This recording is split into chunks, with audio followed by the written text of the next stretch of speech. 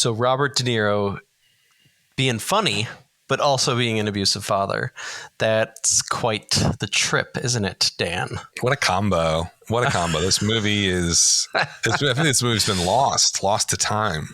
And yet it's a pivotal moment in Leonardo DiCaprio's career. Yeah, it is. And he mentioned this movie, This Boy's Life from 1993. He mentioned it in one of his speeches when he won an award. So Right. This is his first big break, I think, isn't it? Yep, and De Niro is basically the reason that he got hired. Oh, yeah. And they've had a couple small overlaps in other films over the years, but they are going to be both main characters in Scorsese's upcoming Killers of the Flower Moon. Oh, yes. So it'll be interesting to see their chemistry again. But before we get too far into it, we have a whole other movie to talk about. Welcome to Film Trace. I'm Chris. I'm Dan. This is a podcast where we trace the life of a film from conception to production all the way to release and reception. We are talking about movies set in the 1950s, going past 2000s, 2010s, 90s. We're doing the 90s today. It is LA Confidential and This Boy's Life, both movies set in the 1950s. We picked this theme. The theme started out as kind of a lark because we wanted to cover Asteroid. What is it? Asteroid City? Is that what it's called? I don't know. You've seen it. I haven't. The Wes Anderson movie that just came out.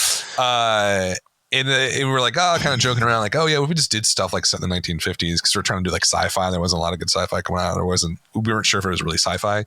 But it really kind of uncovered this idea of covering a single decade, how it's been represented in films throughout the decades, and how that representation has changed a lot. And yes. I think it's really interesting because film has a massive impact on how we think about the past, outrageously so, I think sometimes.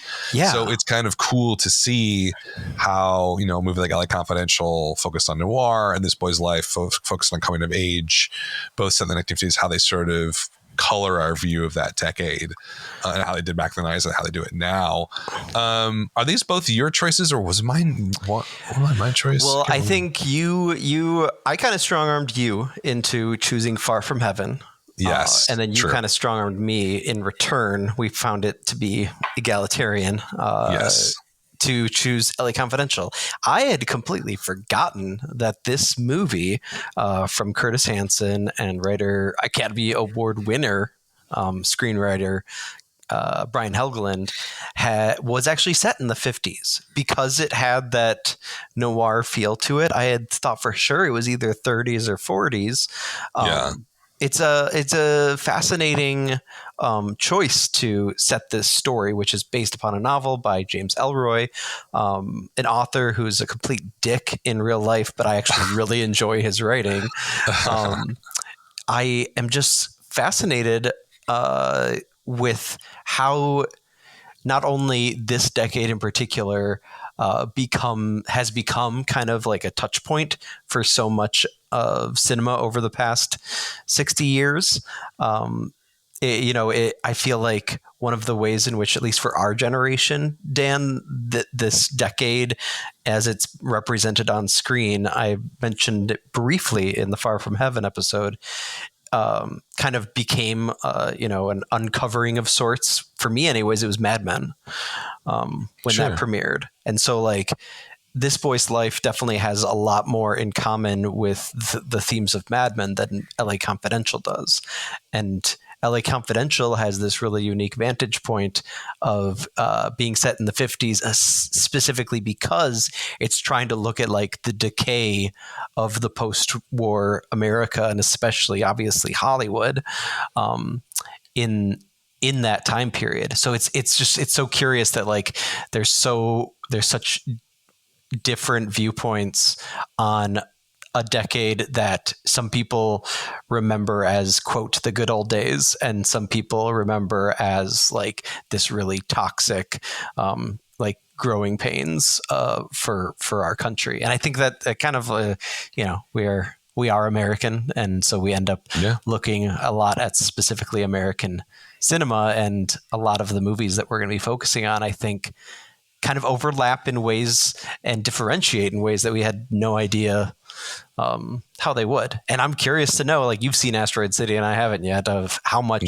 it matters that movie takes place in the 1950s. Oh my God, I believe it's Wes Anderson's only film that does take place in that decade. Yeah, I mean, it's such a, I love that you brought this up, because setting a film in the 50s is, it's obviously a way to comment on the past, right? Specifically American past. We're talking about American cinema for the most part, right? As you pointed out. Yeah. But when you set a film, especially when there's enough distance between now and the decade that you're talking about, the 50s has such a specific viewpoint. If you grew up in America in the late 20th century, early 21st century, the 1950s is barbecues, it's suburbia, it's men in gray suits. And I think, what Wes Anderson does in Asteroid City, well, I'll kind of briefly talk about it, is he uses that iconography of the decade and sort of what he knows, it plays with it. He switches it up, switches it around. He's got cowboys, he's got movie stars, he's got sci-fi and aliens. Like it's got all the touchstones of the 1950s in there, but he's usually as like basically paper cutouts to kind of create his little story, which is something you could totally, does it need to be something like this? Not really. No, he's telling his own little story. When you look at something like This Boy's Life, set in the 1950s, but like you said, feels like it could have been in the 1930s, 1940s. There's a universal sort of message in it that sort of transcends the decade. And it always kind of reminds me of, like, I always think that like Christmas Story is set in the 1950s, but it's actually set in the 1930s, which is always like mind blowing when I watch that movie. It's like, wait, what? This movie has a similar vibe to it. It's like, it could really be any of those decades before 1970, really, is what it could be. It's like, so the decade doesn't seem like it's super important in that movie. LA Confidential, it's like, it's it. You know what I mean? To me, it's like, this is such, they try to replicate the 1950s, which I think is such an interesting thing to do. Like a very specific, slice of the 1950s in Los Angeles, which is a very specific city and has a very unique vibe to it back then, at least how they're interpreting it, right, to this novel. That's what I love about all this entire subject, because it's all, I don't want to say it's all bullshit, but like there's such an artifice to remembering and writing about the past and creating art about the past that I find it so fascinating, the things that we want to highlight about a decade like the 1950s. Like when you go back to like Far From Heaven, it's all about undercutting the sort of calm surface that the 1950s sort of engenders in people, like the suburbs, the nuclear family, all that sort of stuff. I mean, let's start out with that. Do you feel like when you're watching LA Confidential, does it change or alter your viewpoint of the 1950s at all? Yeah, yes and no. I think that the ways in which it does is like, from the outset, and you see this very differently from in reflection in 2023, specifically with regards to the inciting incident of the film, is the police brutality of these Mexican men that I don't think it is. Maybe that's also part of like just aging in general, maturing, because like that hit a lot differently now than it did when I originally saw the film at 14 or whatever, when it was released, right? Because it was just kind of like it was more like window dressing, like background, like the purpose of getting it started. And my wife was watching the rewatch with me for a little while a few days ago, and that's such a big like emotional and political like just like mess that it gave her the vibes that this movie, which she wasn't familiar with at all, was going to be actually regarding the trial of these cops that had been caught up in this horrible incident of abuse of people brought in for questioning, and yet it doesn't really change a lot of my viewpoint, especially with the rewatch and understanding the timeline, because there's also this very clear kind of Tinseltown focused, kind of like story of deceit. Like there's so many archetypes being used here since you mentioned like Wes Anderson, picking those kinds of pieces of iconography. James Ellroy and Curtis Hanson and Brian Helgeland do all that here too, right? From like Danny DeVito's character as like the gossip hound. Like I got that archetype even at age 14. And the, spoiler alert, but corrupt police force. That was all very much already well ingrained for me at a young age. And I think just back in the 90s in general. But it's like those other pieces that seem to come more to the forefront. I'm curious what changed for you in your rewatch, because like me, I think you've seen this a number of times over the years, right? Yes. Yeah, exactly. I think when on first watch back in the 90s, I don't know if I saw it in the theaters. I might have. I pretty much saw everything, but I saw it right around 97, 98. I was like, it's one of those movies that had such a pedigree back then. I think that's the one thing that people lose to when you're younger and you weren't around when it came out. You don't really get that experience of like what people were saying when it came out, and like specifically critics. And this one was just like, oh, it's like the best movie ever. It's amazing. And I kind of went into it with that sort of, oh, this is going to be like an amazing experience. And it mirrored that for me. Right. To me, it was like this really bold, interesting story, a look into a world that I never knew, never really understood. I was incredibly fascinated by the sort of salaciousness of it all. Looking at it now, the characters, and this is people are going to judge me for saying this, but that's okay. I didn't really... When I first saw it, I wasn't like, oh, I hate all of these people and all these characters. True. I was going to bring that up too. Yeah, and I feel kind of looking at it now, I was like, oh, these are all like really bad. They're not great people, right? And I think like even like Guy Pearce talks about this when he read the script. He's like, yeah, I don't like this guy who I'm supposed to play. And that comes out a lot more watching it now. 25 years later, at least. And what happens is sort of how the movie plays out, and sort of how Exley, Guy Pearce, kind of comes out essentially on top. But I think back then maybe viewed that as heroic.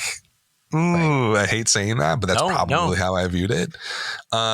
Which is weird because 97, you're only like 6 years removed from Rodney King, which actually happened in Los Angeles. Yeah, well, I think that's something we're going to have to talk about, is sort of the cop thing about all this, because, knowledge changes. You change as a person, you get different experiences. And now I sort of view it as like, to me, it's more, I still like the film a lot, but to me, I like it as a noir film, not as like a cop film, or like a guy kind of goes to the dark side of the LAPD and like the LA Underground, and like maybe he survives and comes out on top, like almost like an action movie. Yeah.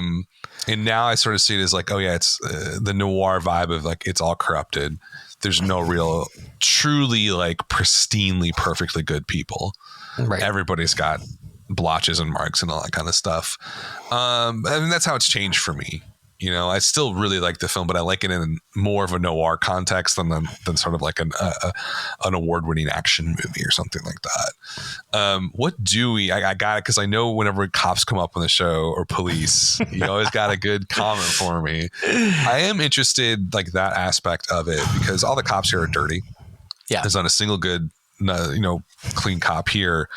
Did you, when you first saw it and now do you see it, like, what's your vibe with the police aspect of this movie?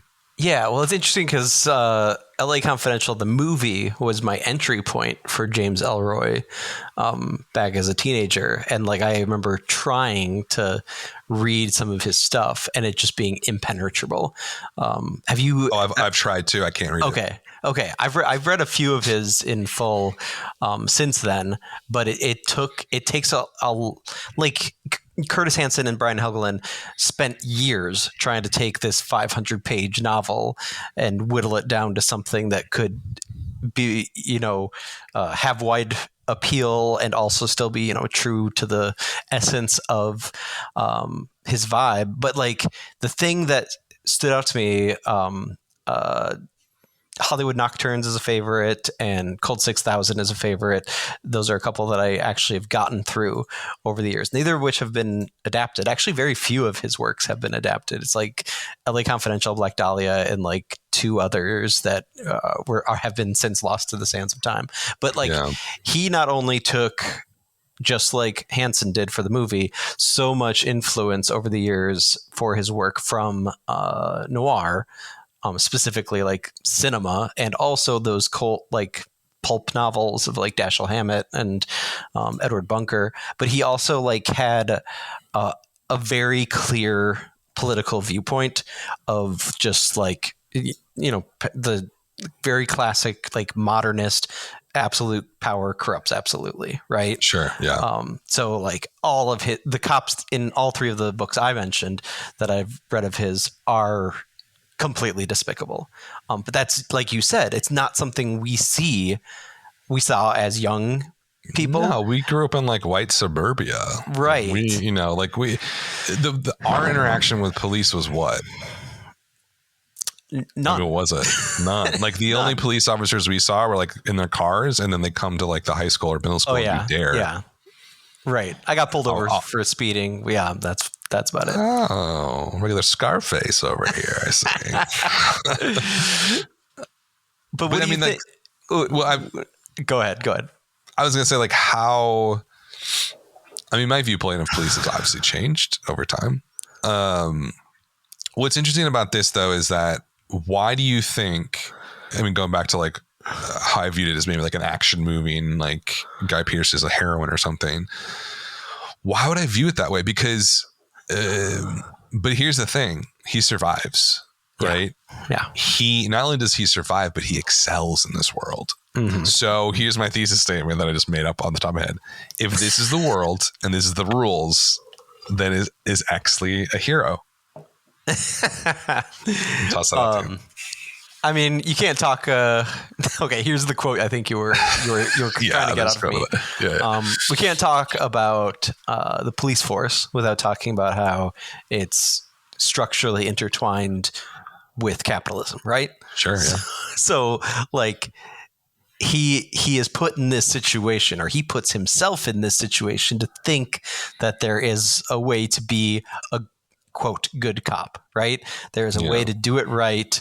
I think a detail that stood out to me watching it in 2023 is like at first, before he basically blackmails the higher ups in order to become a part of the detective bureau. Yeah, he's offered a chance to do internal affairs, and it's like, okay, so why didn't he go there? Like, what? Yeah, that's the exact same thought that I had when I saw really? that. I was Yeah. I was like, IA seems perfect for him. Right. Yeah. But I think, like, to go back to your question, he is, yes, choosing the path that he realizes is essentially the only path for him to choose, unless he throws his whole life away and starts over from scratch, which would be the only honorable thing to do at that point. But the point of the film is not to, at least that's what I'm seeing it from a more mature point of view. It's not to show somebody really giving everything up in order, because they know that like the system's corrupt from the bottom up. But like there was even there's an LA Confidential 2 in production for pre-production for a long time afterwards. And Helgeland and Hansen tried to make a script work, and they themselves gave up on it. It's just like, there is nowhere else for this to go. Right? The script I think is incredibly well written. Yeah. Because it's a really tight story. It's a great example of like a very like solid, conclusive thesis statement that it still like leaves to the imagination of the audience what, the life of Edmund Exley is going to be like afterwards. And, the sequel was supposed to be, because Dudley Smith, James Cromwell's character, is actually like kind of a recurring character throughout the universe of Elroy's work. And so it would have been like partially Exley afterwards, and then partially like prequel flashbacks to Dudley's life. But it's like all of that. That goes back to like the point of what we're doing here, right? Is looking at movies set in the 50s. I think it's specifically important here that like there is this overlap on the police force of the guys that have been around since the 40s and the ones that just got started in the late 40s, early 50s, right? Like Kevin Spacey, I hate saying his name, but like his character does like make that observation. I think it's almost ironic that of the three main cop characters, his is actually I think the one that you can argue for having the most kind of moral compass when he's like he has that realization that like, oh, those guys that were already long-term detectives when I joined the force, they were doing things way worse than shilling for a TV show and a gossip magazine like I do now. Yeah. It's in the context of the story, like maybe he has some sort of like immoral insight to the situation that they're all in. But it's still, and I kind of go back to this idea of the 1950s being this, like you said, the good old days. And that's growing up. I think that's what we've always been taught about the 1950s, right? Mm-hmm. That it was like this golden age of post-war World War II America. Everything was booming. Everything was great. Everybody was getting a house and a car and a yard and a dog and all that kind of stuff. Right? 2.5 kids. Yeah.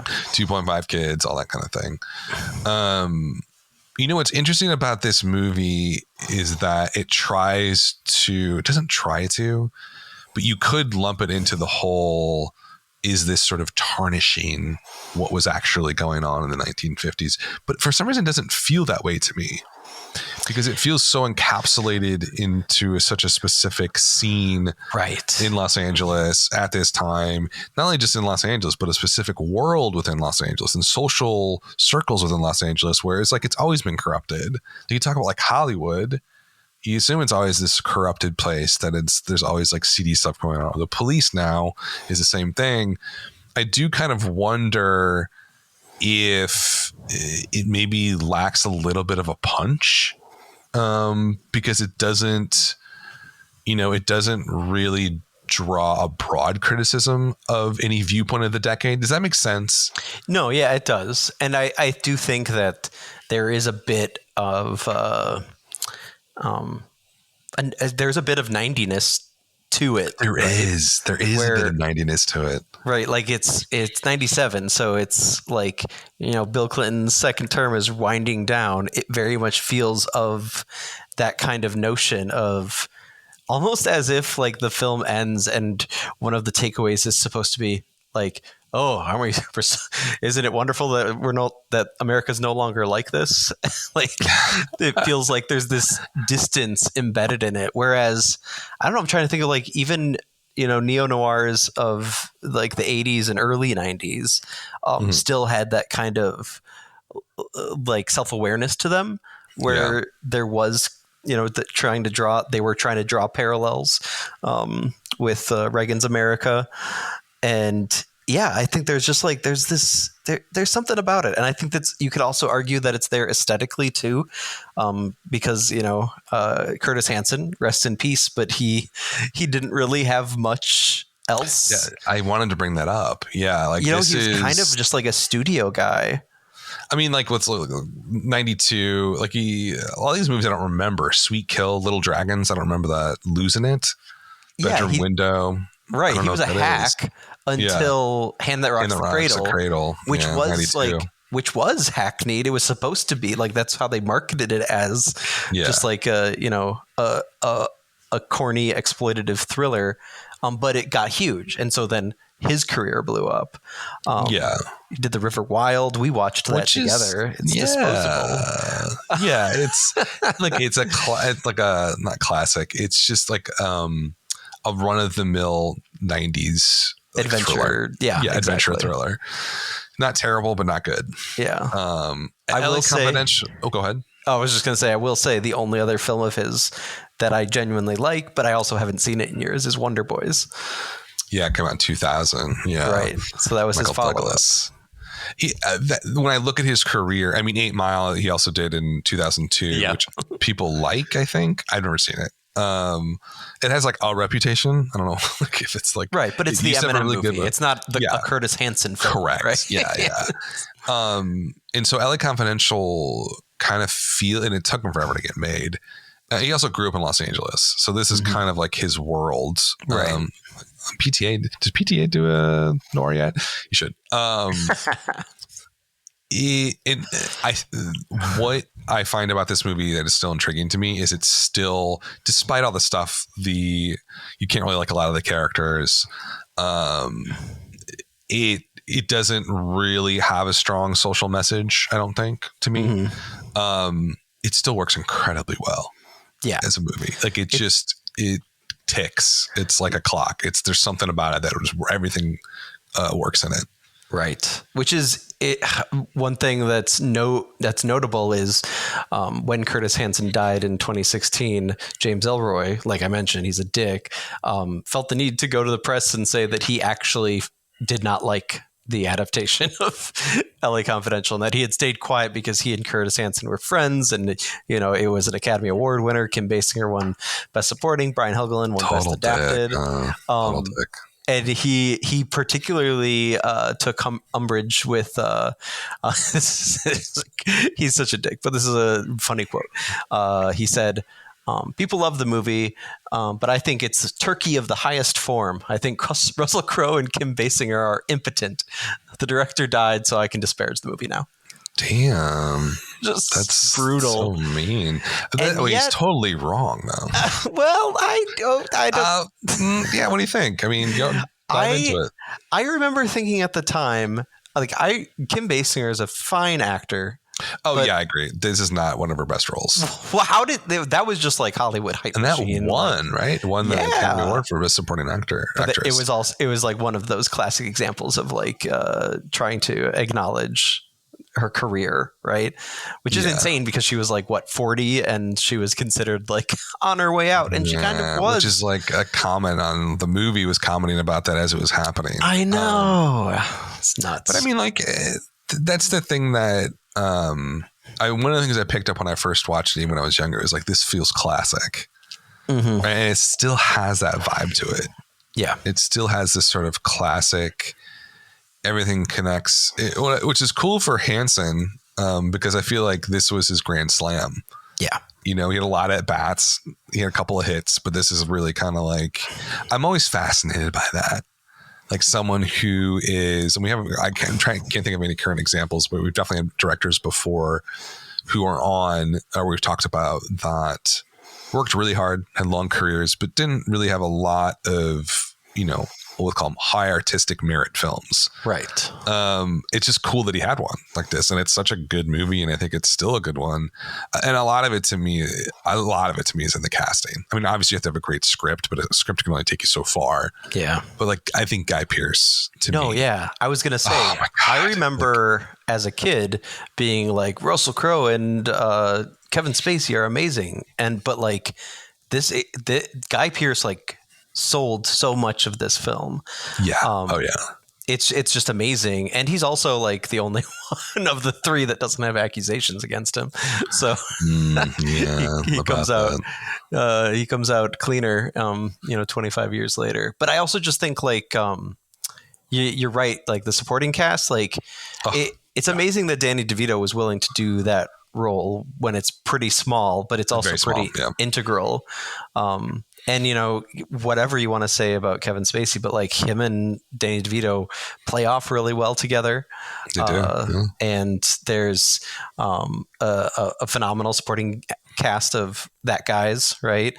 Not just James Cromwell, but who's just impeccable. Oh gosh, yeah, and I mean, and we're still very much. Still very much a James Cromwell fan, and the whole world is kind of finally seeing what he's capable of on his supporting role on Succession.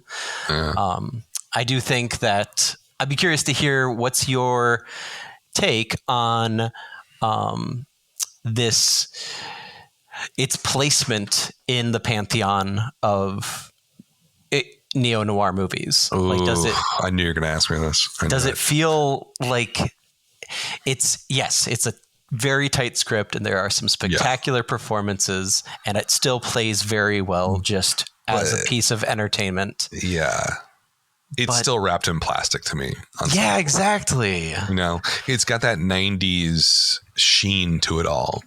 And that's not a bad thing, right? But I think what it could never do is reach the height of Chinatown. Yeah. Right. And like Chinatown to me is like, that's my favorite, probably like my favorite neo-noir film. Also probably the best LA noir film, unless you want to count Under the Silver Lake. Oh boy. Let it hit. But yeah, it's still wrapped in plastic. It can't reach the height of Forget About It, Jake. It's Chinatown. Yeah. It just can't. Like, there's something about that film and Polanski and what he was doing. I'm not going to walk in the minefield of his past. It's like impossible.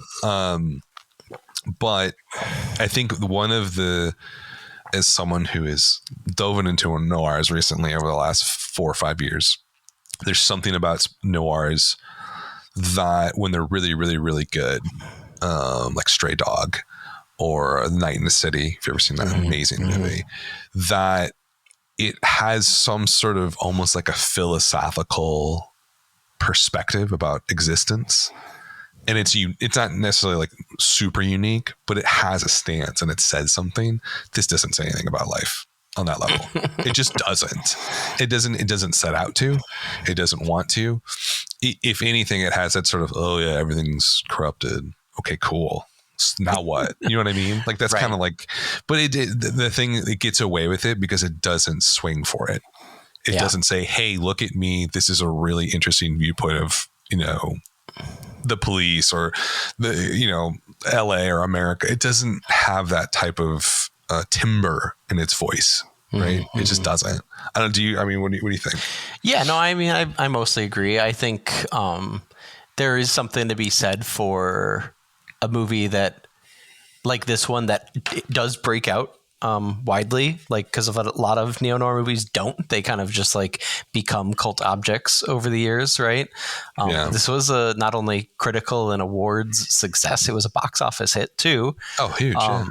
And just to be like completely honest, like I was kind of saying in the Far From Heaven episode, that movie was an entry point for me for Cirque. This was an entry point for me for Elroy, and I think that's it's one of those things where it's just like I'm grateful that it exists, because without it, like I don't even know if I would have gone down the road of noir and like seeking out actual films from the 50s about that decade or earlier. And that intertextual piece is just as important, I think, as any kind of like thematic weight or heft a movie might have, especially when we're looking at the 90s, because it's all about like the decade in which I was coming of age.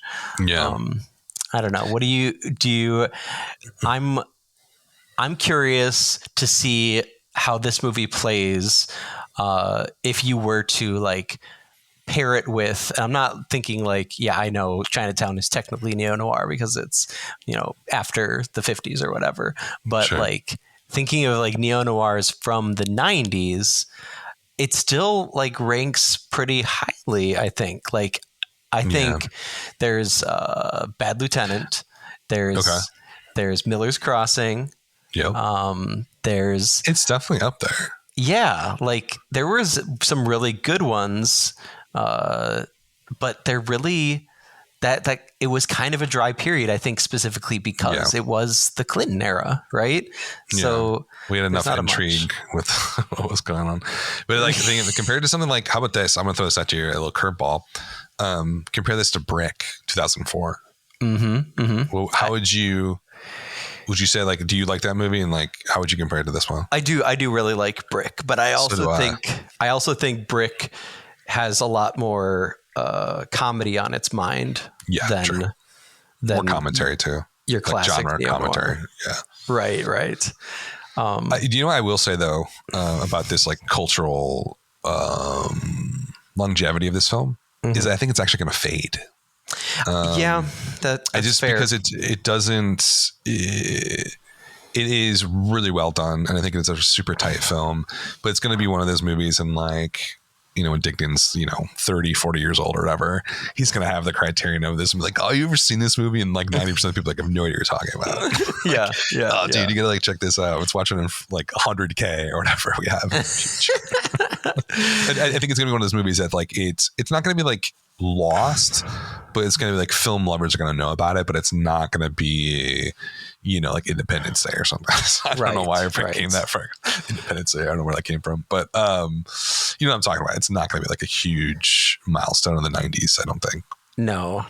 And we talk about how like the Curtis Hanson of it all kind of takes away from, I mean, like I mentioned Bad Lieutenant, which is Abel Ferrara, and Miller's Crossing, which is Coen Brothers. Like, it's not only there's that auteur quality that's missing from it, but also like script wise, I mean, Brian Helgeland, maybe deservedly won for adapted screenplay, but like he's also a guy where it's like he's kind of a hired hand, and I don't really see what he's bringing to the table other than like just, and Curtis Hanson spoke about this where he wanted to adapt Elroy's book, but at the time, mid 90s, like Hollywood was very much all about like proven writers getting those are the ones that were getting the adaptation jobs, right?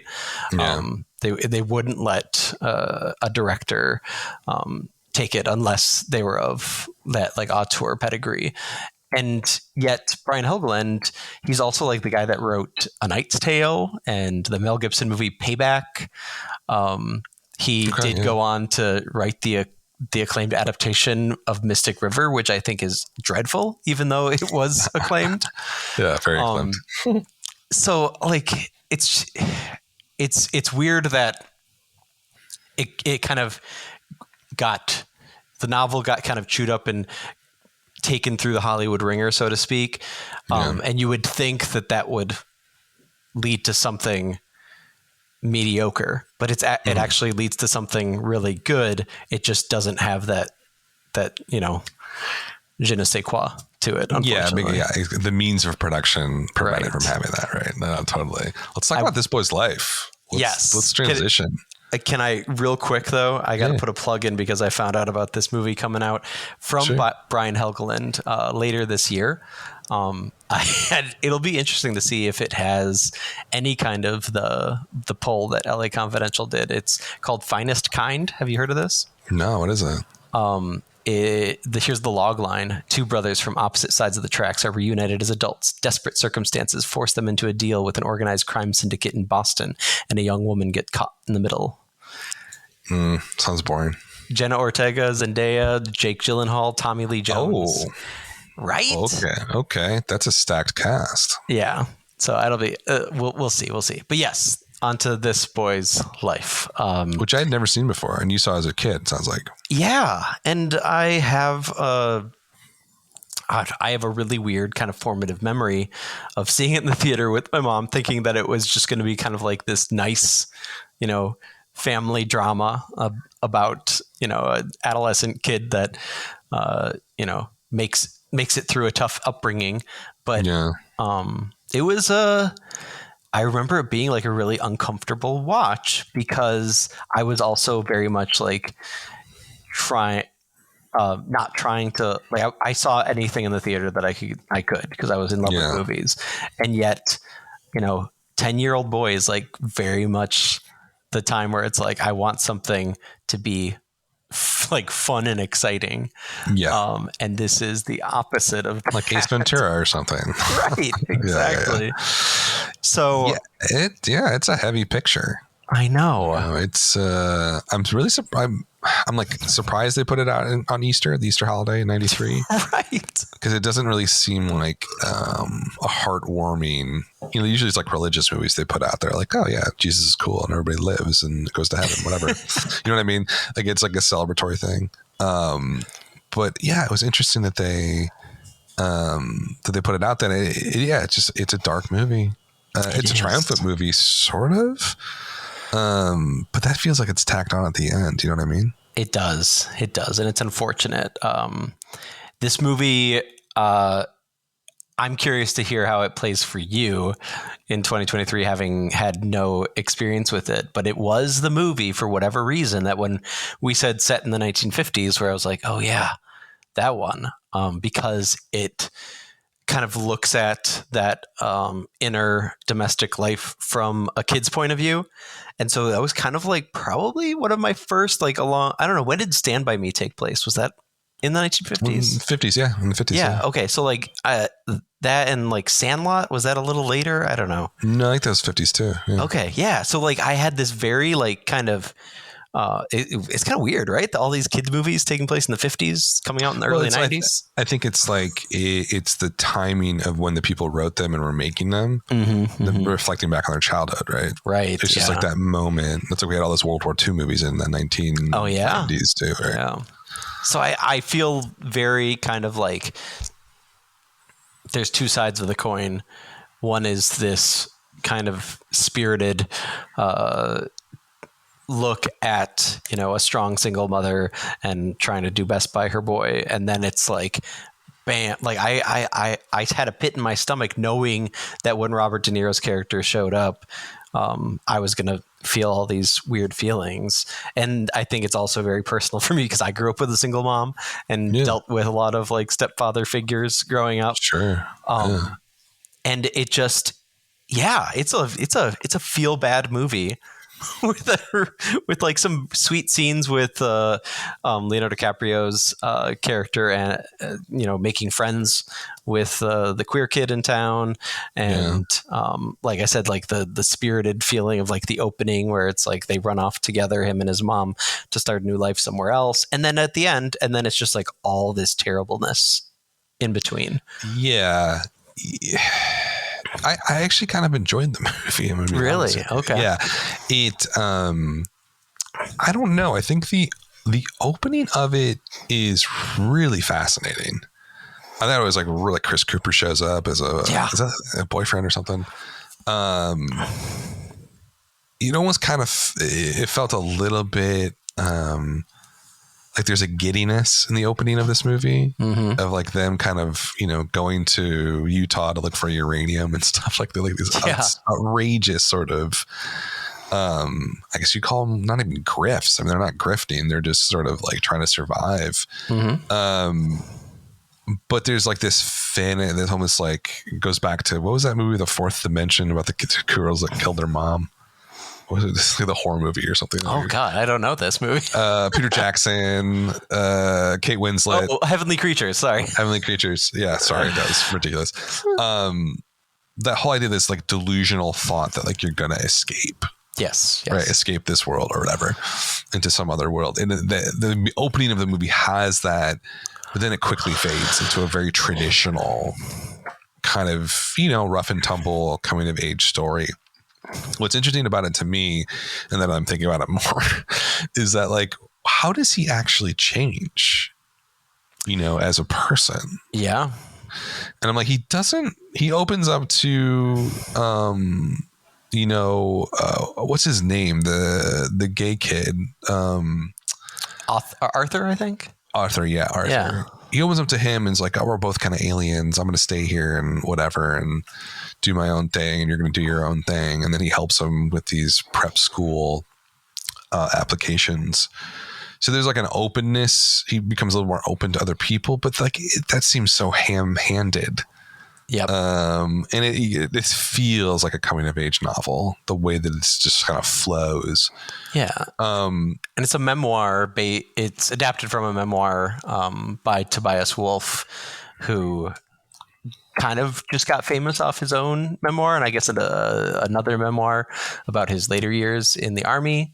But it's bizarre, I think, because there's so many elements here that work because of who's on screen, not because of like any real narrative thread that seems to pull anything together. Like you said, Correct. It feels kind of random when Leonardo DiCaprio's character goes by Jack, but is really named Toby, just like the original author of the memoir.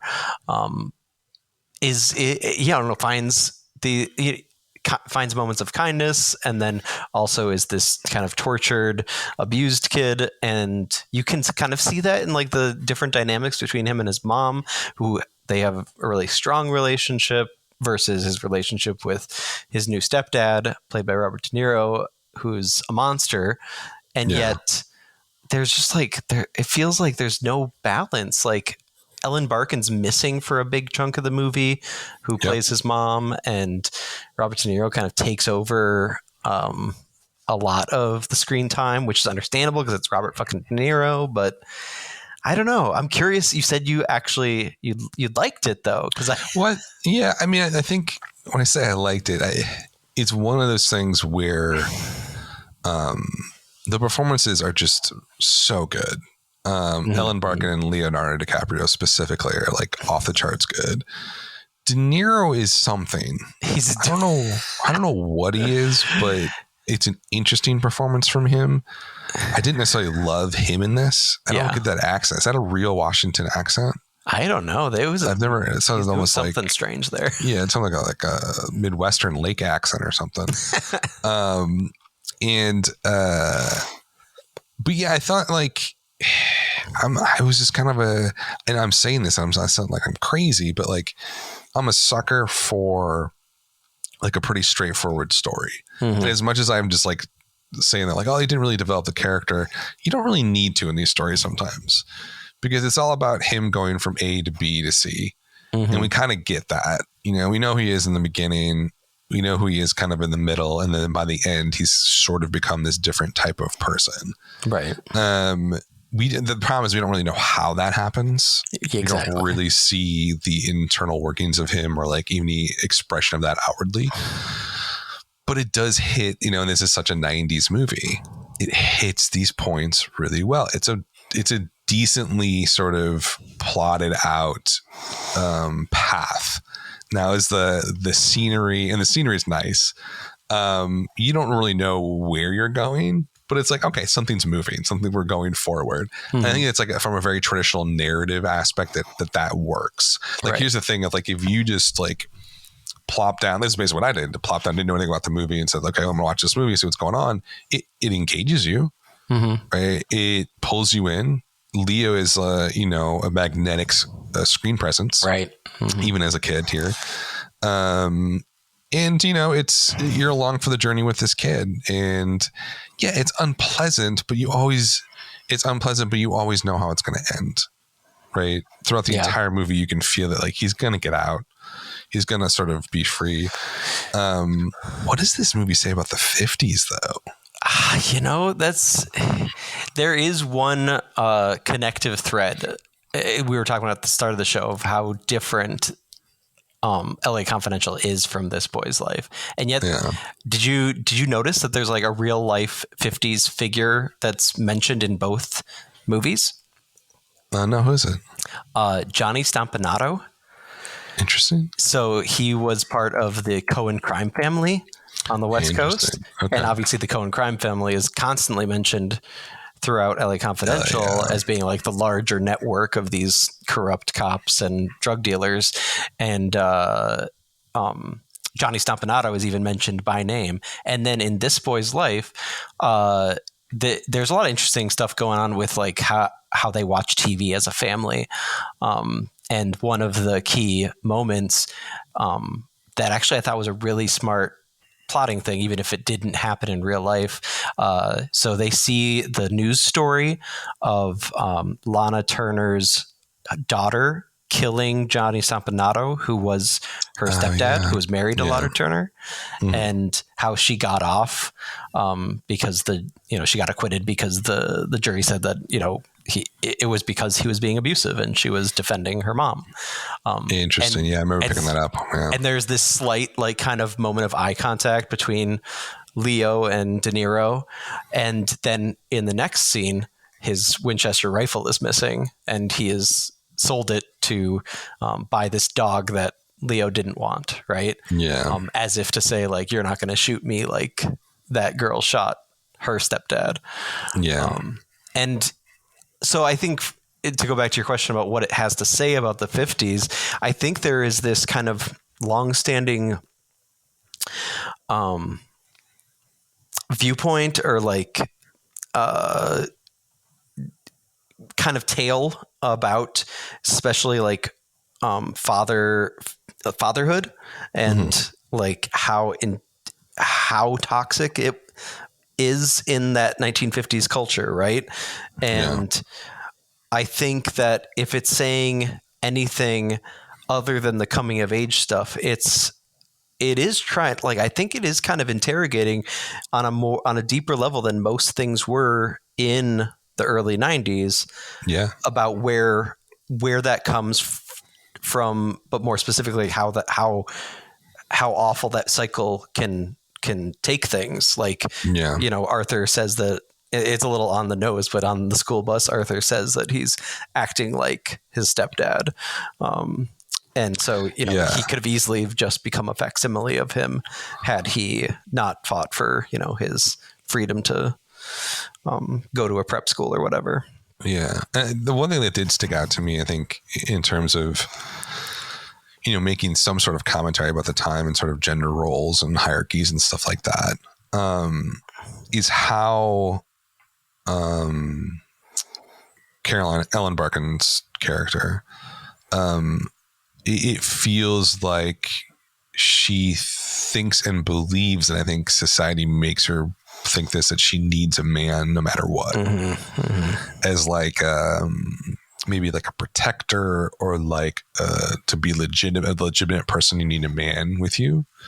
And that was, you know, I think a pretty common, you know, idea back then. And even in the 90s, it was still kind of a pretty common concept. And so it does, I think, at least point to the inherent oppression of being a woman at that time period, especially a mother. So there's definitely something there.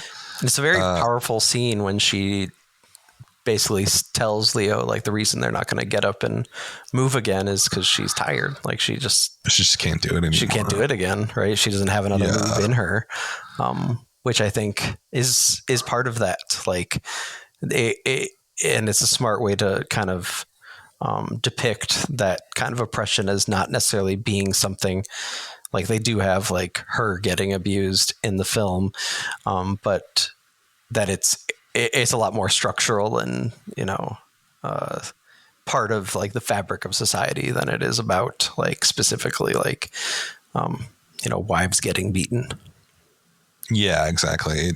It's a little bit kind of, you know, we've seen that trope 1,000 times before on some level, especially it kind of got a lot bigger in the 90s, I would say, that idea. But yeah, I mean, I think outside of that, you know, this being in the 50s, being the 60s, I don't know that it really matters all that much what decades this movie takes place in, because it's not aiming for like a recreation of the time period per se. I mean, obviously with the costumes and stuff like that, but it's ultimately about a very simple sort of not even like rags to riches, I guess you would call it. It's just sort of like a survival story. Yeah. Of being in like an abusive or a really tough household, and, you know, constantly having to move and sort of figuring out your own path and being free. But it has, going back to LA Confidential, it has plastic over it. Yep. It does. It's got kind of a Lifetime feel to it. Yeah. Well, yeah, exactly. And that's what kind of makes it nice, because it's palatable going down, because it's not going to make you feel anything uncomfortable per se, unless you're a 10-year-old kid's in it. But then, you know, I think that's that's what's tough about both of these movies, is that when talking about them in terms of their reflection of the 1950s, we want them to say something about the 50s, but I don't know that they say all that much. Yeah. You know? Yeah, it's pretty surface level stuff. And I think that's where the 90s were. I think we kind of talk about this a little more in the 2000s, but both of the 2000s films that we discuss, Far From Heaven and The Majestic, are also very early in the 2000s. Sure. So I'll be curious to to see if it changes at all next episode when we dive into the 1980s. But before we tease that, can we end on some trivia? Let's do it. Go for it, Chris. What do you got? Okay. If you don't recall the game, I'm going to read from the narrative descriptions of different screenplays from the 1990s. And these screenplays are all films that took place in the 50s. All pretty notable, pretty huge. So I'm going to see if you can identify them. And if need be, I will give you additional clues if the narrative descriptions from the scripts are not enough. Okay. Yeah. Number 1. Interior, prison library, 1954. Floyd rushes in. They find Jigger and Snooze trying to calm Brooks, who has Haywood in a chokehold and a knife to his throat. Haywood is terrified. He kicks a table over. Tax files explode through the air. Shawshank Redemption. Yeah, that one's. I gotta start with easy one. Boost your confidence. Yeah. Get us warmed up. Okay, next one. We are going to go to where is it?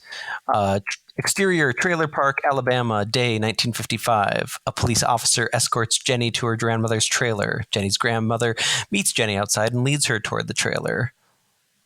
Forrest Gump. Yep. Okay, good. We got the easy ones out of the way. Now we're gonna head into territory that's a little trickier. Okay. And I almost picked this one. So you got a clue right up front.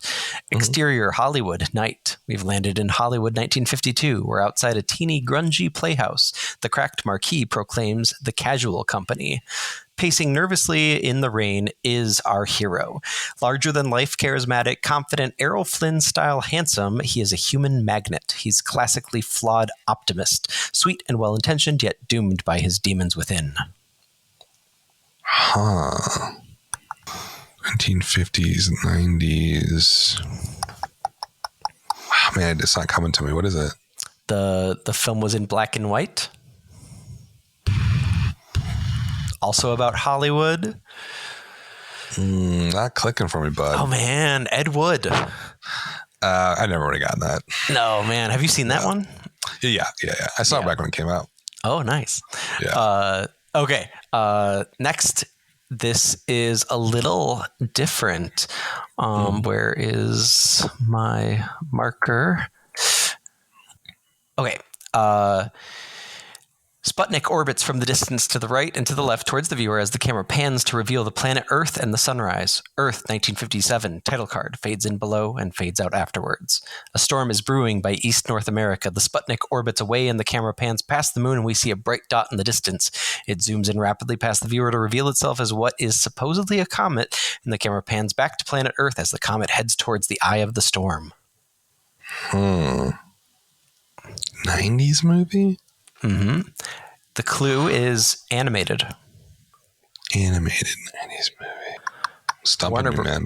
Warner Brothers. No. Iron Giant. No, never would have gotten it. Oh my gosh. Oh wow. Rough. Okay. People love Iron Giant though. It has more legs than a 90s Warner Brothers movie has a right to have. Okay, I think this one will end on a up note. Interior, Dickie's living room, day.